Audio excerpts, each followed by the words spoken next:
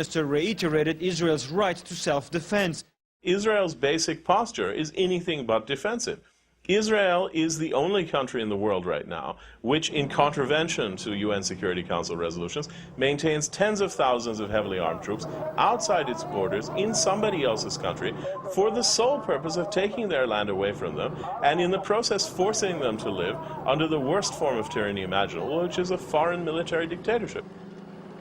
The tanks, the gunships, the snipers, they are all on Palestinian land. And I don't see why they have to protect themselves on our land if they're occupying our land. That context is always missing. A crowd throwing stones and homemade stun grenades at the soldiers.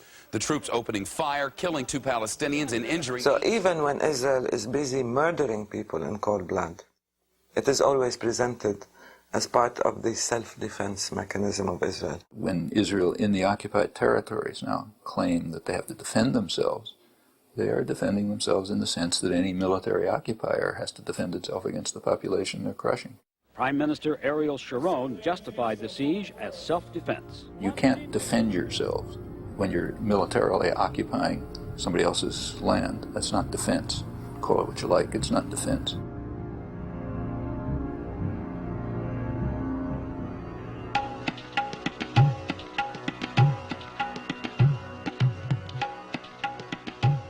Once we know that the occupation is illegal and we know that it's subject to international condemnation and it's very costly in terms of lives and money, then we have to ask why Israel continues to maintain the occupation. And the reason is because it intends to annex the territories eventually. For decades, Israel has been colonizing Palestinian land by building settlements on that land. The settlements are in contravention of the Fourth Geneva Convention that forbids the transfer of population into land colonized by illegal force. The settlements are dotted throughout the Palestinian territories and are set up strategically, often on hilltops, to give Israel military control of the land and its natural resources, namely water. The settlements, together with the surrounding land that they have expropriated, control over 40% of the West Bank and Gaza Strip. The Israeli settlements are Jewish-only settlements, and they are linked together by a network of bypass roads that carve up the West Bank, restricting Palestinians' freedom of movement, and that simultaneously link the settlements to Israel proper. The strategic placement of the Israeli settlements and the bypass roads can be described as an Israeli matrix of control over the occupied territories.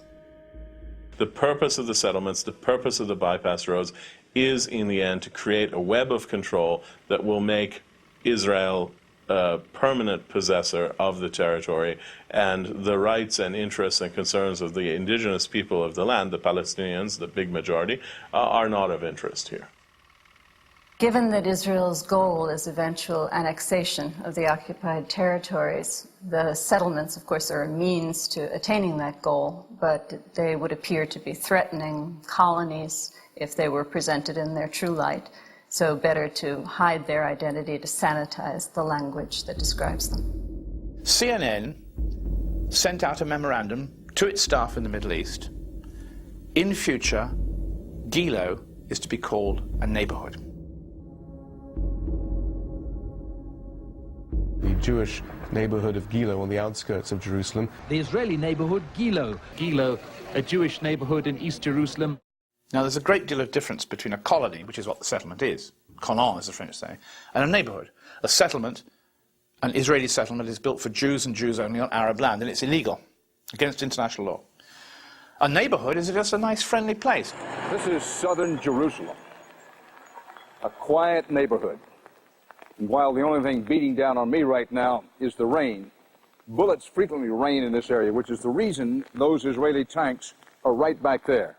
So by pressuring journalists into changing the use of words, by making them alter their lexicon, by linguistically changing the narrative story, not only are the journalists kept in line, this is the language, this is the system of linguistics you must use, but it also successfully takes away from one side in the dispute, the Palestinians, the reasons why they act in the way they do, whether we approve of it or say that it's a wicked thing.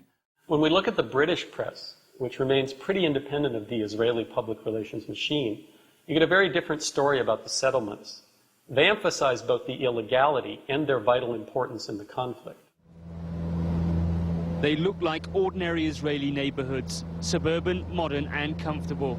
But the Jewish settlements in the occupied West Bank and Gaza Strip are now the key issue in the conflict between the Palestinians and the Israelis.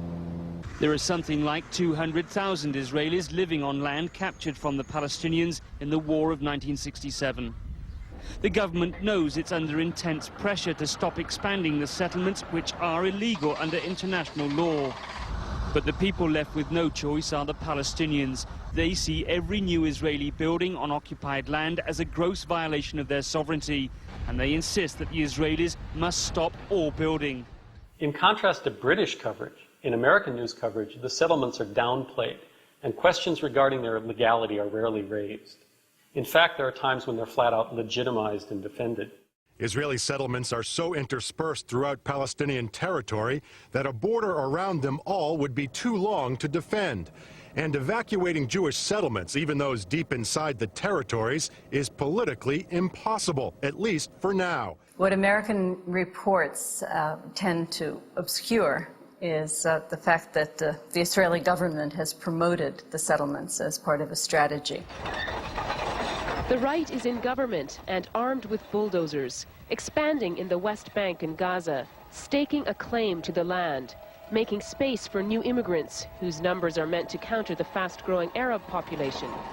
The insertion of a large Israeli population in certain areas gives the Israeli government a rationalization for refusing to relinquish control, and to give Israel an argument that this part of the occupied territories has become so Israeli, has so many Jews living in it, that it simply has to be annexed to the state of Israel. Which is why you can see East Jerusalem completely ringed by a pattern of heavily fortified Israeli settlements designed to cut East Jerusalem off from the rest of the West Bank for the permanent domination and eventual annexation of, at the very least, key areas, if not, in the end, the whole thing.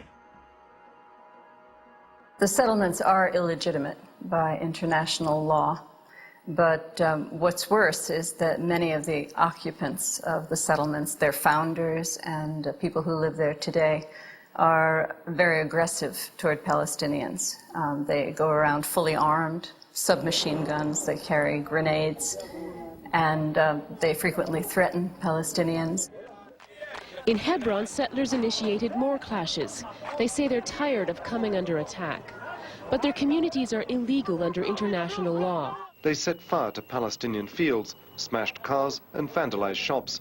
And all this during what's still being called officially a ceasefire. Settlers have vowed to intensify protests against the ceasefire. They want Ariel Sharon to hit back. Some of them have already carried out their own vigilante attacks on Arab villages.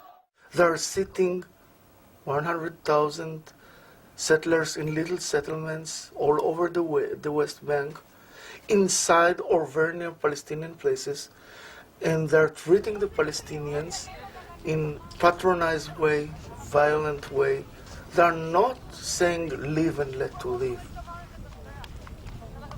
They're trying to take from the Palestinians their dignity, their land, their homes, their traditional way of life. Israeli colonization of Palestinian land has been a twofold process. On the one hand, Israel has been constructing Jewish-only settlements on Palestinian land. On the other, Israel has taken various measures to drive Palestinians out. One way this has been done is by demolishing Palestinian homes. In 2.5 years since the outbreak of the Intifada, Israel has demolished over 1,000 Palestinian homes, making thousands of civilians homeless. It's a large-scale process of demolishing the homes of Palestinians in order to effect what Israel is largely about, which is controlling the territory, making life uncomfortable for the Palestinians, making Palestinians leave their homes on the West Bank. It's tacitly a gradual ethnic cleansing process. If you are a Palestinian family and you have clear and uncontested title to your land even, clear security record. You can stand on your head. And in most cases, you're not going to get a legal